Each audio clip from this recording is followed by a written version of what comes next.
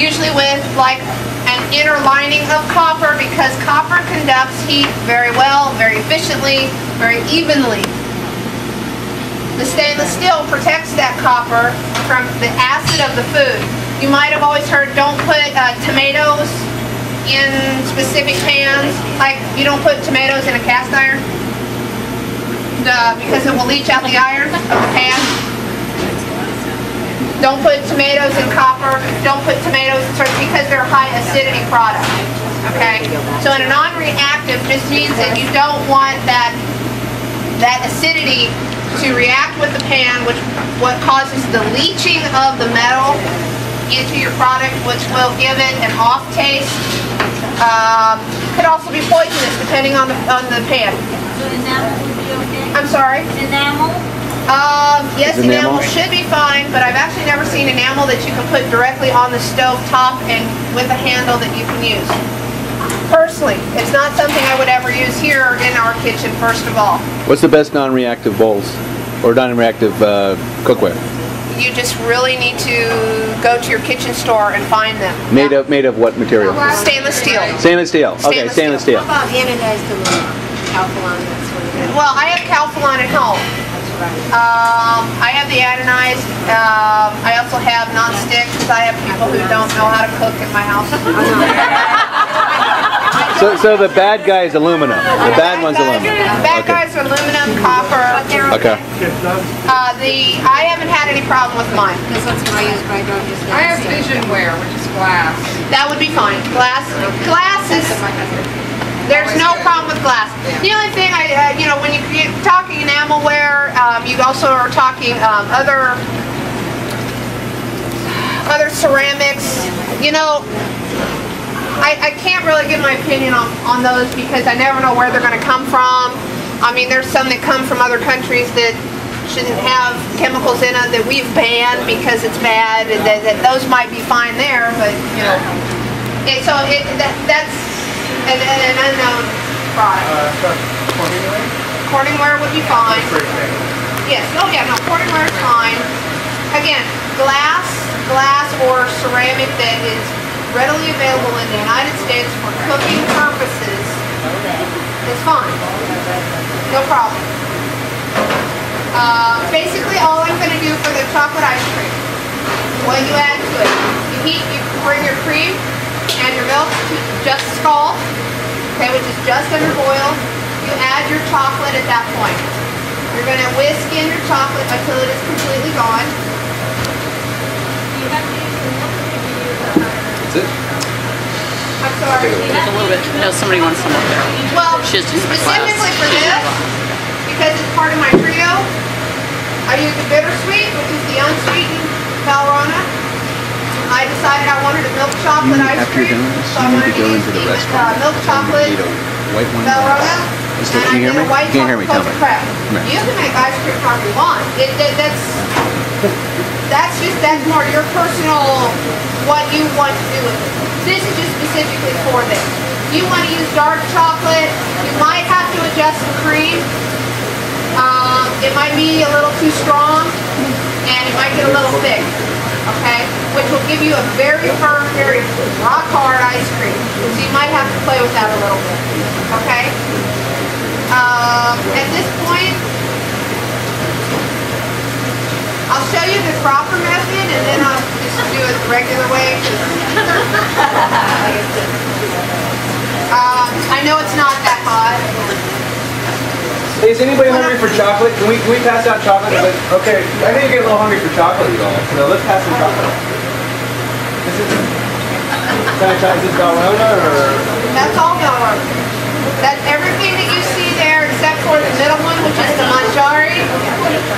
And that is the chocolate that is used in the truffles, which is the center, which is a bittersweet chocolate. I eat on the job too. That was one of my favorite items. This is the one I bought. Oh, yeah. I'll be back. All right. The proper way to temper your eggs with your hot cream is not taking the bowl, dumping the eggs in, and finding out you have bits of scrambled eggs. The proper way is to take a ladle or a measuring cup or whatever implement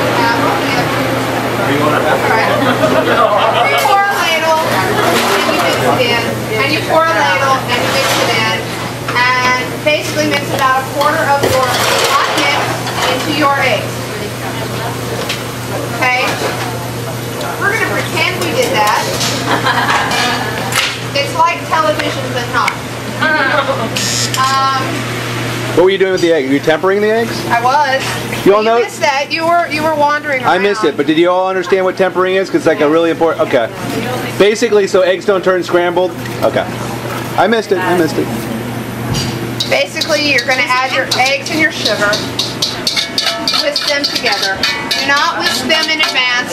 They should not sit on your countertop together being happy because they're not going to be happy. The sugar causes a chemical reaction in the egg and causes the egg to burn.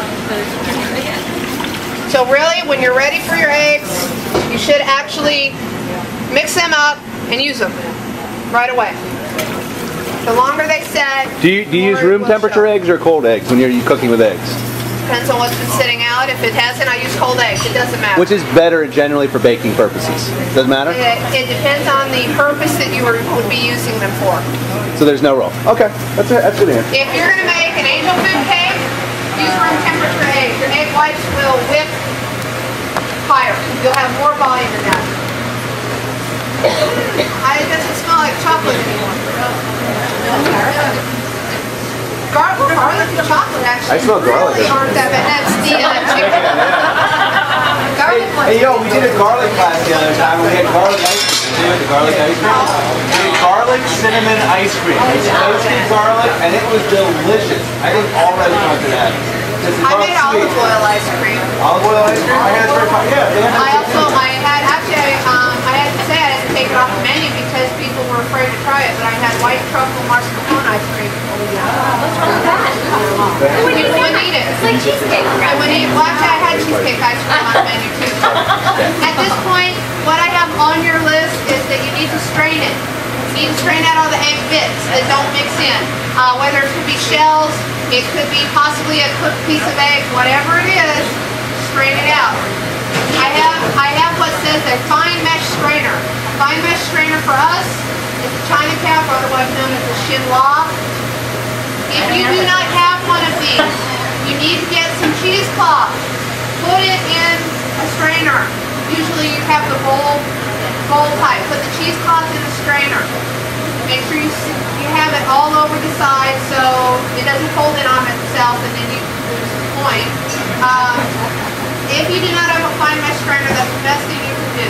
Otherwise, man, that's really strong, right? I can smell that, yeah. Clears the sinuses. It's like water for chocolate, you know what I mean? The garlic and all that? Actually, at this point, though, once you've mixed everything in,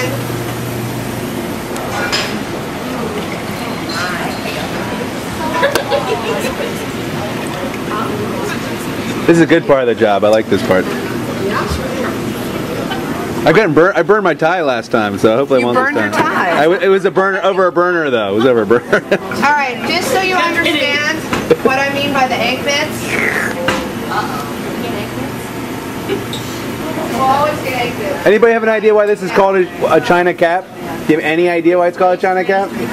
If you turn it the other way around, what's it look like? That's why. Okay. So always strain any custard. Let's see. What's wrong? That's good? Those are the egg bits. Oh, good. Those are the egg bits. Do we you want them or we strain don't out. want them? We don't want them. Okay. Don't want them.